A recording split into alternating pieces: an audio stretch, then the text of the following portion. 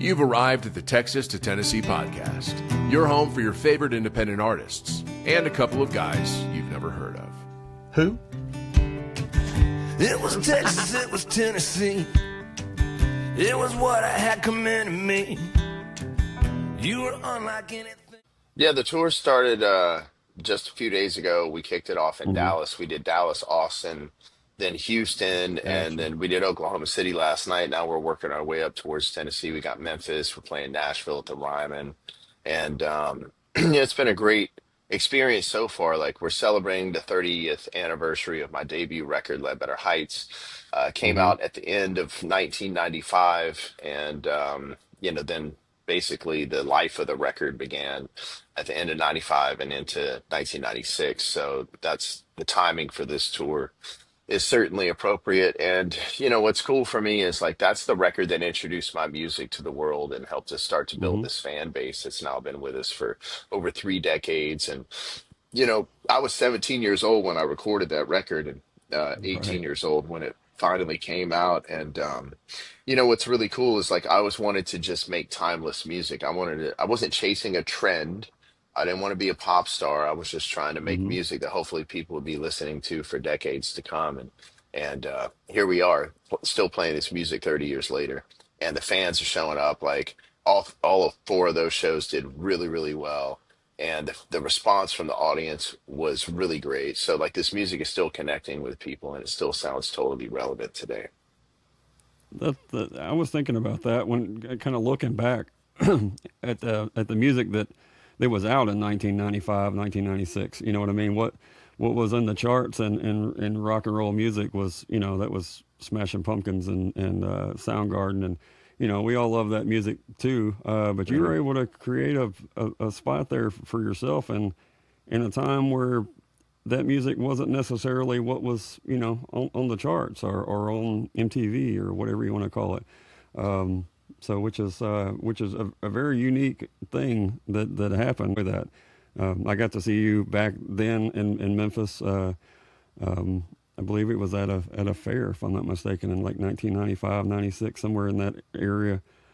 So again, I think that's a really cool thing that a moment like that was able to happen in a climate that wasn't necessarily playing what you put out. So Yeah. Well, there was definitely, I mean, um, by most measures, there was, like, a lot kind of stacked against me. The right. kind of music that I was choosing to do, my age, hmm considering, that I was doing kind of blues-based rock and roll, and I was just a teenager, and then I didn't sing in the band. I'm the name of the band, and the primary front person of the band, but I'm not the singer. And I didn't start singing. I sang one song on my first album, hmm reluctantly. And the main reason was because I could play guitar. When people heard me play guitar, they thought I was much older, based on my uh, guitar playing Okay. abilities. But when I would open my mouth to sing, I sounded like a kid,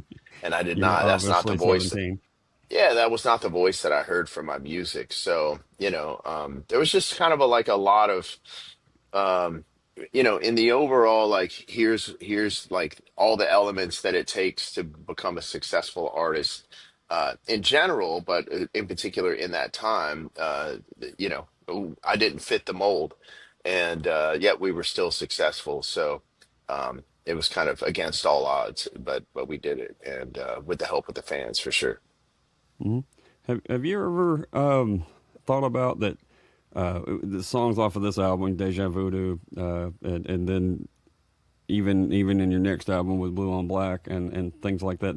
Certain songs you've had that bands, rock and roll bands, bar bands, blues bands, whatever, have been covering in their sets for I guess 30 years now. Hmm. Have you ever? How does that feel? Does that make sense? As far as you might Yeah, walk into any club and possibly hear some songs that you did 30 yeah. years People ago. people send me videos all the time. Like, they walk into a bar, or karaoke place, or whatever, and there's a band or hmm somebody covering one of my songs, and my friends will text me a video of it. Um, Yeah, I mean, it just goes back to like what I mentioned before, where like I was hoping to write and record timeless music, That that makes sense. that wasn't trapped in one particular era, but like, like I wanted to be on classic rock radio eventually, like, and that's where we've wound up.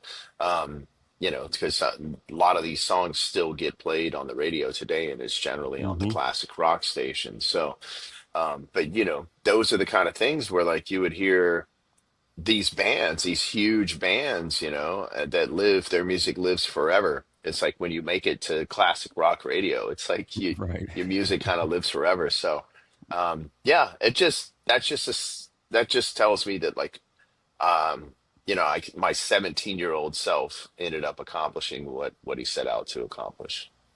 That's got to be one of the ultimate compliments as well, though, to have those classic songs that people that one thing that people listen to, but it's a whole other thing when they take the time, especially when yours a lot of guitar driven things. They actually take the time to learn. You Yeah. know. Yeah, for sure. I mean, yeah, anytime somebody covers, and big bands have covered my stuff. I mean, like back in Yeah, that's true. 2018, Five Finger Death Punch did that version of Blue on Black, and they had a big number Hmm. one hit with that. And that was like exactly 20 years after we had a big number one hit with it. So, but that also just speaks to the songs and, the Yeah. fact that a good song is a good song. And I believe that song anybody could record that song and have a hit just in just about any genre. A country band could have a hit with it, Hmm. a country radio. These guys had a hit with it, um, with heavy rock. We did it with mainstream rock. I mean, I think a great song is a great song.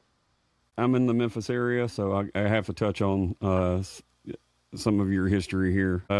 You recorded here in town at a studio. I don't think it's still around anymore. The House of Blues Yeah. studio. I think that I want to say that building is empty at this point. But also, I saw that you worked with Bobby Rush not long Hmm. ago at Royal Studios.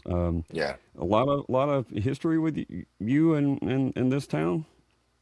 Well, yeah, we recorded the whole first album in Memphis. So, like, Okay. originally that studio was called Kiva Recording Studios. And while we were Okay. there making my record, they transitioned it to the House of Blues studio. And that's the same studio where Stevie Ray Vaughan recorded his last record. That wasn't an Okay. intentional thing. That's just how it worked out. We weren't Gotcha. trying to go to that studio for that reason. It was the producer that I was working with at the time, David C. That was the studio that he worked out of at the time. But yeah, we did the whole record up in Memphis. Okay. So like I would go to school, Monday through Wednesday, and then I'd get out of school on Wednesday and drive from Shreveport, where I'm from, up to Memphis Right. and record, Thursday, Friday, Saturday, and then drive back home and go back to school the next week. And so spent a lot of time in Memphis and um, then we did the Bobby Rush record there just a couple years ago, which was just nominated for a Grammy in the traditional blues category. We did that at Royal Studios there. So, between that and like the time that I spent just coming up there and jamming with people on Beale Street and, my friends in the music industry there, I've spent a lot of time and Memphis has played a pretty significant role in my career over the years for sure. That's a lot of time. We don't necessarily have the best reputation for a lot of reasons. But there's a lot of great things to keep alive and not let fall by the wayside. And some of those music traditions is definitely one of them. Well, you mentioned the Stevie Ray Vaughan connection. I had to ask about Chris Layton coming on with you. He's been with you for a long time. For those that don't know, Chris was part of the Double Trouble with Stevie Ray, and then the Archangels after that. Been a fan of his for a long time, but I didn't realize that he was in the band. How did that connection get made years ago? Well, so Chris played on the original Ledbetter Heights Hmm. record. So Chris goes all the way back to the first album with me, and he's Right. played on every record that I've done except for one album, which was my fourth album. And he's been in my live band now for over 20 years. He's not with us on this part of the tour this year Okay. because he's out doing some shows with Billy Gibbons from ZZ Top. But we brought back for the for the beginning of the tour, while Chris can't be here, we brought Sam Bryant back, and Sam was my original drummer. Like he joined my band. Well, he wasn't the original drummer, but he joined my band in the middle of the Ledbetter Heights tour back in like 1995, 96. And then he Okay. was with me all the way up through the early 2000s. So a lot of people who saw me back in the day would have seen Sam playing with me back then. So it was cool to bring That's him cool. back to be part of this. And yeah, but Chris and I, obviously, we have a huge, professional relationship and personal one too. And Hmm. he's going to be joining us midway through the tour. He's going to come back. So looking forward to that as well. How did that connection get made at, 17, 18-year old Kenny Wayne? Do you remember? Well, yeah, well, I met Was it just Chris, the I think. studio stuff? Well, I met him. No, no, no. I met him down at Antone's in Austin. I was opening up a Okay. show for this guy named Bill Carter. And Bill and his wife wrote and co-wrote some of the songs that Stevie recorded over the years. So I got the opening gig at Antone's to play in front of Bill Carter, and Chris was playing with Bill that night in Bill's band, and Bill asked me to get up and sit in with him, and so that was my first time ever playing with Chris. And at the end of the night, we exchanged phone numbers, and so then when it came time for me to go make this record, we called Chris and asked him if he would be interested in joining us, to record the record, and he agreed, and so that's kind of how that whole thing came about. Good deal. Good deal. That's really cool to, as just from a music fan. It just seems like a natural fit. When I saw that, I was like, okay, well, that's. I mean, that makes complete sense. Yeah. Well, as far as folks on this tour that you got going on, when they come out to help you celebrate 30 years of Ledbetter Heights, what should they expect, and then also what's coming down the line for you? Yeah, so well, the tour we're playing the whole Ledbetter Heights album, and that's the first time we've ever done that. Even back when it first came out, we never played the entire album live in Right. concert. And some of these songs we haven't played for like 29 years, So even if they've seen shows that we've done recently, they have not seen this show for sure. And so we have a lot of fans that come back and see us over and over again. So we're making sure they're going to get a new experience. So we're playing every song off the Ledbetter Heights album in celebration of that. And then, but that's not enough music for an entire show. So we're adding, another group of songs to the show as well, like are from various records, both recent albums and older albums, that we've put out over the past 30 years. And so the show works out to be, it depends on if we have an opener, like down in Austin, we had Jimmy Vaughn opening the show that night, so that was incredible. And he's going to be with us Right. in Nashville as well. So there's a couple shows. I think we have Eric Johnson opening the show, so that affects our set a little bit. Like if it's just us, it's a little over 2 hours worth of music. If we have Jimmy or somebody like that joining us, then they play, I think, like an hour, and then we cut ours down a little bit. But it's still an incredible evening of music. You get the whole Ledbetter Heights album and a whole bunch of other songs as well. And then oh, and we recorded a new version of the Ledbetter Heights album that's going to come out in May. So it's like an updated Okay. version of the record. And this has Noah Hunt singing on it. So Noah joined my band as the lead singer on my second record. He was not on the first album. Right. And he's been with me ever since. So a lot of people over the years have kind of wondered what would the first album had sounded like if Noah had been in the band Gotcha. back then. So now they're going to get to hear that. So it's an updated version of the record that'll come out in May, and that'll be a new listening experience for everybody as well. And then in the, coming up in the future, we've been working on a really interesting rock and roll cover album, just to remind everybody that we're not just a Huh. blues band, like we like to Okay. rock too, and That's cool. full of really interesting songs. And then I'm going to take Bobby Rush back in the studio in March, and we're going to work on a new blues record together. And then I've been working with some other artists, helping them write their music and producing their records. And so I've been writing new songs for a new Kenny Wayne Shepherd album as well. So like there's a ton of stuff like in the works that'll be coming out, over the next several years.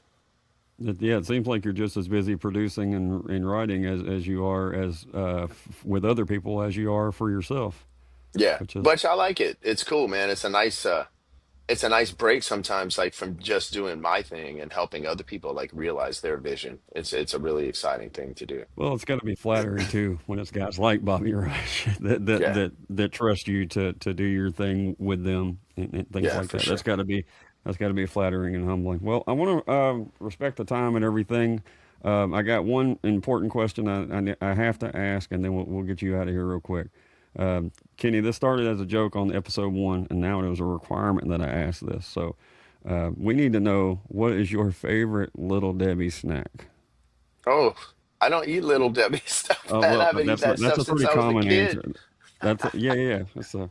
That's a pretty common answer, honestly. But we had to Yeah. come up with something that wasn't a little offbeat. So that makes all right, man. I appreciate the time. Yeah. Hopefully, we'll be able to get over there tomorrow and catch out a show. And I appreciate it. If anytime you got something else coming down the line, we'd love to have you back on to promote it and maybe go a little bit more in depth in these things. So, Okay. but yeah, I appreciate the time, man.